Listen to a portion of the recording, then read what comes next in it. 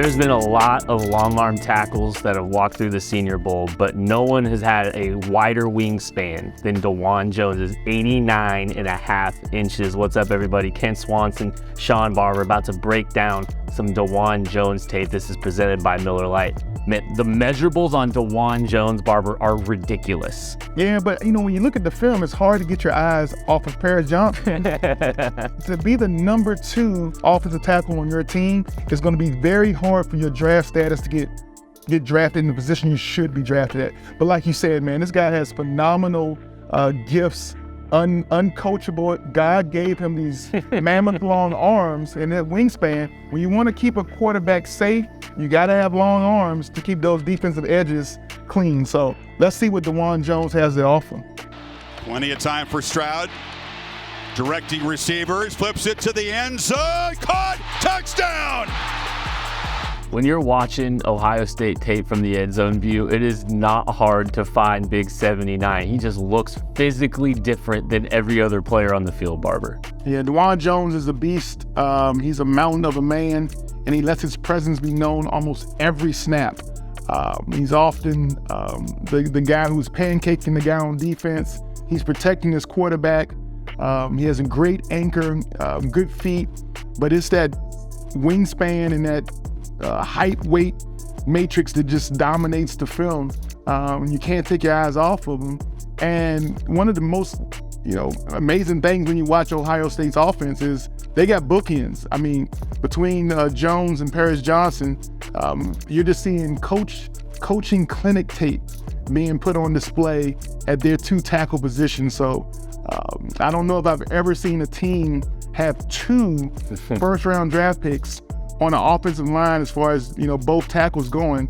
But if it happens, it could happen this year because both of those guys have first-round talent. Absolutely. And, I mean, you cannot coach the measurables that Dawand Jones has. And obviously, he's not going to be as light of foot as some of the other tackles that you're going to see in this class, but it doesn't matter because, if Dawand Jones can emphasize not getting beat inside and continue to run people up the arc, his wingspan is going to take over and do a lot of the work for him.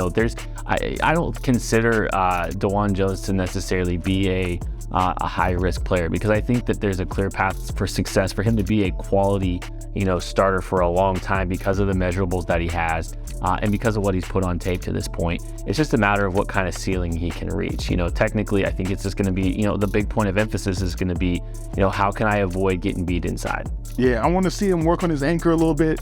He looks like he has heavy hands. He looks like he puts those hands on you and they stay put. Looks like he loves contact. And just gonna be like I said, man, he's gonna eat up pass rushers. Kind of reminds me, listen, I don't like throwing out Willie Roaf's name a lot, but think of a guy in the image of a Willie Roaf, the way that if this guy can put his attitude and his aggression and his physicality on the line and develop all of those traits and get some great offensive line coaching behind what his God-given tools are, man, the sky's the limit for this young man. Like you said, man, some of these tools he has are just, you can't coach them, you can't do anything about it. They're given by God. And so I would love to see which team is going to be able to get this mountain of the man, Dawand Jones, on their team come draft night, because we know he has all the measurables. Some people were concerned, I was one of them, about Orlando Brown's ability to translate to the next level. He winds up going in the 3rd round. He's put together a very quality NFL career.